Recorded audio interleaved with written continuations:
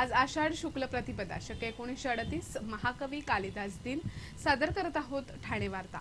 ठळक घडामोडी। कौसा येथील महापालिकेचं क्रीडा संकुल लवकरच खुलं होणार।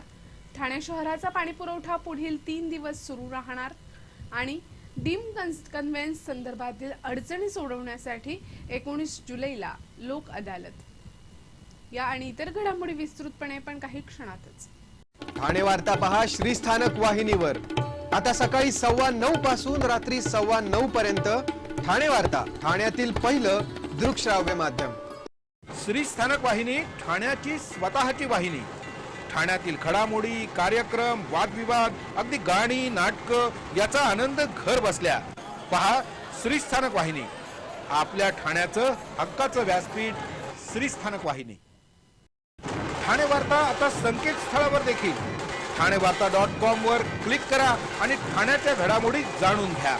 ठाण्यातील पहिलं ऑनलाईन माध्यम ठाणेवार्ता.com। नमस्कार मंडळी, दर रविवारी पाहायला विसरू नका। नमस्कार मंडळी, आपल्या प्रश्नांचं थेट उत्तर।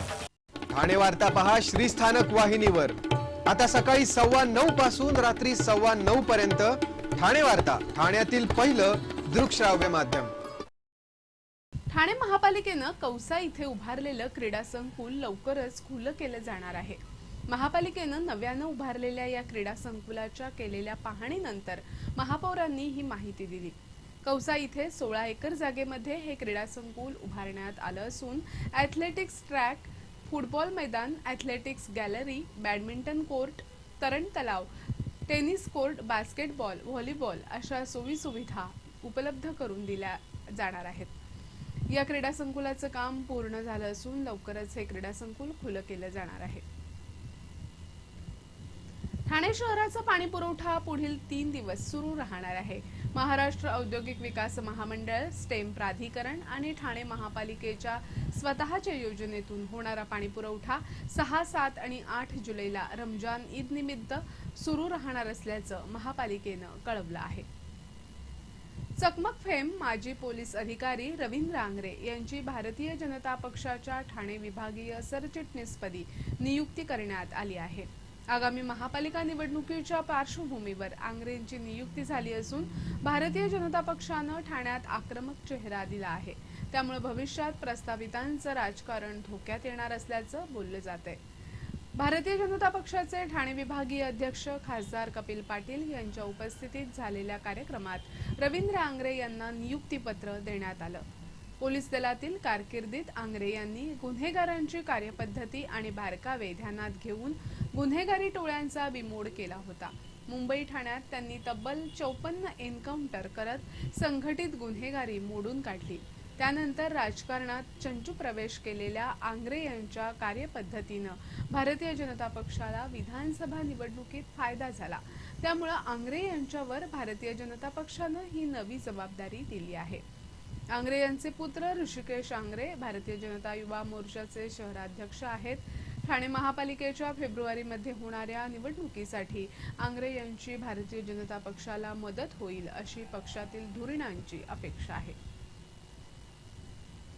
सहकारी गृहनिर्माण संस्थांच्या मानी व अभिहस्तांतरण म्हणजे डीम कन्व्हेन्स संदर्भातील अडचणी सोडवण्यासाठी जिल्ह्यात मंगळवार 19 जुलै रोजी लोक अदालत आयोजित करण्यात आली आहे अशी माहिती जिल्हाधिकारी महेंद्र कल्याणकर यांनी दिली। सप्टेंबर महिन्याच्या 3ऱ्या मंगळवारी म्हणजेच 20 सप्टेंबरला दुसरी लोक अदालत होणार असून सहकारी गृहनिर्माण संस्थांच्या अभिहस्तांतरणासंबंधी रहिवाशांचे प्रश्न सोडवण्याचा या लोक अदालतीमध्ये प्रयत्न करण्यात येणार आहे। येत्या वर्षभरात प्रत्येक 2 महिन्यांनी अशी लोक अदालत आयोजित केली जाणार असल्याचं जिल्हाधिकाऱ्यांनी सांगितलं। सर्व शासकीय निमशासकीय कर्मचाऱ्यांना लागू झालेला 6वा वेतन आयोग अद्याप एसटी कर्मचाऱ्यांना लागू झालेला नाही। त्यामुळे वेतनात प्रचंड तफावत निर्माण झाली असून परिवहन मंत्र्यांच्या चालकाच्या बरोबरीनं एसटी कर्मचाऱ्यांना वेतन मिळावयास हवं अशी मागणी महाराष्ट्र एसटी वर्कर्स काँग्रेस म्हणजेच इंटकचे अध्यक्ष जयप्रकाश छाजेड यांनी केली आहे। महाराष्ट्र राज्य परिवहन महामंडळ कर्मचाऱ्यांना 7वा वेतन आयोग लागू करण्यासाठी 9 ऑगस्ट क्रांती दिन ते 15 ऑगस्ट स्वातंत्र्य दिन या कालावधीत राज्यव्यापी संघर्ष यात्रा काढण्यात येणार असल्याचा इशारा छाजेड यांनी पत्रकार परिषदेत दिला। एसटी महामंडळाच्या कर्मचाऱ्यांना कमी वेतन, विम्याचं संरक्षण नाही, कर्जबाजारी झाल्यानं कर्मचाऱ्यांच्या आत्महत्या अशा विविध कारणास्तव कर्मचाऱ्यांचं खच्चीकरण होत आहे। त्यात 7वा वेतन आयोग लागू करण्यात येत नसल्यानं संघर्ष यात्रा काढण्यात येणार आहे। महामंडळाकडे 17,000 नव्या बसेस खरेदी करण्यासाठी पैसे आहेत, मात्र कर्मचाऱ्यांना देण्यासाठी नाहीत। क्षुल्लक कारणावरून कर्मचाऱ्यांना निलंबित करण्यामध्ये एसटी महामंडळाचंच आर्थिक नुकसान असल्याचा दावा छाजेड यांनी केला।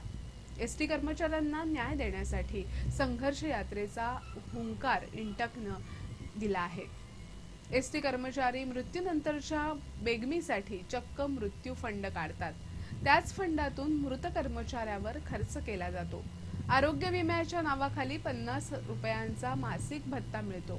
2009 साली युनियननं मेडिक्लेमची मागणी केली होती। त्यात कुटुंबातील 5 सदस्यांना याचा लाभ मिळाला पाहिजे। एसटीच्या विविध अपघातात गेल्या वर्षभरात 100 ते 150 पेक्षा अधिक कर्मचाऱ्यांचा जीव गेला। अपघातात मृत्यू पावलेल्या प्रवाशाला जशी 10 लाख भरपाई मिळते, त्याच धर्तीवर एसटी कर्मचाऱ्यांना लाभ द्यावेत अशी मागणी इंटकनं केली आहे। ठाणे वार्ता पहा श्रीस्थानक वाहिनीवर। आता सकाळी 9:15 पासून रात्री 9:15 पर्यंत ठाणे वार्ता, ठाण्यातील पहिलं दृकश्राव्य माध्यम। आपला परिसर स्वच्छ आणि सुंदर ठेवण्यासाठी ठाणे महापालिकेत सहकार्य करा। ओला सुका कचरा वेगवेगळा जमा करा आणि रोगराईपासून मुक्तता मिळवा। ठाणे वार्ता आता संकेतस्थळावर देखील ठाणेवार्ता.com वर क्लिक करा आणि ठाण्याच्या घडामोडी जाणून घ्या। ठाण्यातील पहिलं ऑनलाईन माध्यम ठाणेवार्ता.com। डॉक्टर आणि रुग्णांचं पिढ्यानपिढ्यांचं जिव्हाळ्याचं नातं म्हणजेच डॉक्टर बेडेकर हॉस्पिटल आता अत्याधुनिक सोयी सुविधा आणि तंत्रज्ञान युक्त वंध्यत्व निवारण केंद्रात IVF आणि टेस्ट ट्यूब बेबीचीही सुविधा। डॉक्टर बेडेकर हॉस्पिटल, महर्षी कर्वेपथ, ठाणे। 65 वर्षांची निरंतर सेवा। ठाणे वार्ता पहा श्रीस्थानक वाहिनीवर।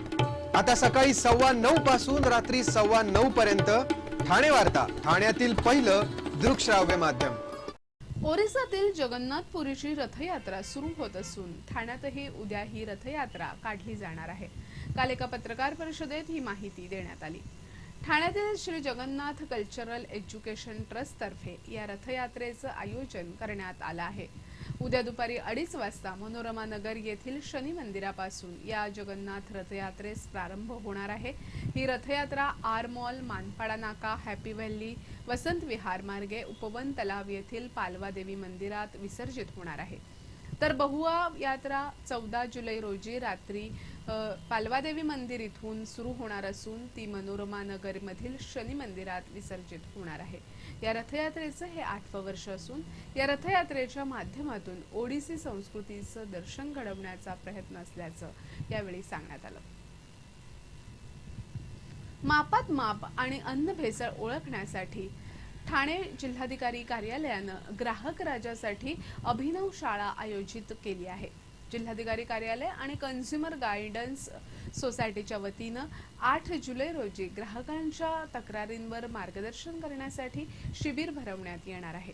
यात प्रामुख्यानं दूध, अन्न, औषधांमधील भेसळ ओळखणं, छापील किमतीपेक्षा जास्त किंमत आकारल्यास काय करावं, तसंच वजन मापातील फरक, बँकेच्या कर्जाचे हप्ते भरून सुद्धा पुन्हा बँकेचे पत्रके मिळणे, वैद्यकीय विम्याचे पैसे न मिळणे किंवा त्यामध्ये कपात करणे, नवीन घेतलेल्या दागिन्यांमध्ये नमूद केलेली शुद्धता नसणे, वीज वापराचे मीटर योग्य प्रकारे न चालणे, तक्रार करून सुद्धा त्याची दखल न घेणे, मोबाईल, संगणक, घरगुती वीज उपकरणं हमी दिलेल्या कालावधीत बिघडणे, छापील किमतीपेक्षा जास्त किमतीत वस्तू विकणे आदींबाबत मार्गदर्शन करण्यात येणार आहे।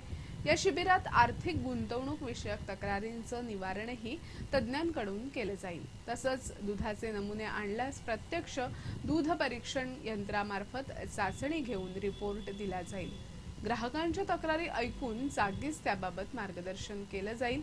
या शिबिरात सहभागी होण्यासाठी ग्राहकांनी 1822-22-62 या टोल फ्री क्रमांकावर संपर्क साधावा असं आवाहन जिल्हाधिकारी महेंद्र कल्याणकर यांनी केलंय। कच्छ वागड या समाजातील तमाम ज्ञाती बांधवांच्या नवीन वर्षाला उद्यापासून प्रारंभ होतोय।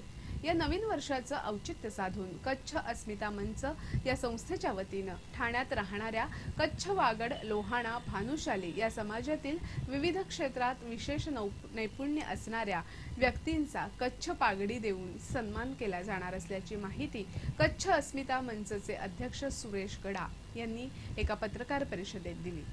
2006 पासून ते 2015 पर्यंत चांगल्या प्रकारे समाजसेवा करणाऱ्या तसंच शैक्षणिक आणि वैज्ञानिक क्षेत्रात उल्लेखनीय काम करणाऱ्या आणि व्यापार क्षेत्रात यश संपादन करणाऱ्या व्यक्तींना कच्छ पागडी देऊन सन्मानित करण्यात आलं आहे। कच्छ पागडी कोणाशिरे या शीर्षकांतर्गत होणाऱ्या यंदाच्या या कार्यक्रमाचं 11वं वर्ष आहे। शिवसेना पक्षप्रमुख उद्धव ठाकरे यांच्या हस्ते समाजातील नैपुण्य प्राप्त लोकांना कच्छ पागडी देऊन त्यांचा सन्मान करण्यात येणार आहे अशी माहिती सुरेश गडा यांनी दिली। ठाण्यातील पहिल्या महिला रिक्षा चालक असलेल्या अनामिका भालेराव यांची अत्याधुनिक सोयीसुविधांनी परिपूर्ण असलेली रिक्षा आता रस्त्यावर धावू लागली आहे। अनामिका भालेराव यांचं 10वी पर्यंत शिक्षण झालं नसल्यानं स्वमालकीच्या रिक्षाचं स्वप्न अपूर्ण राहिलं होतं।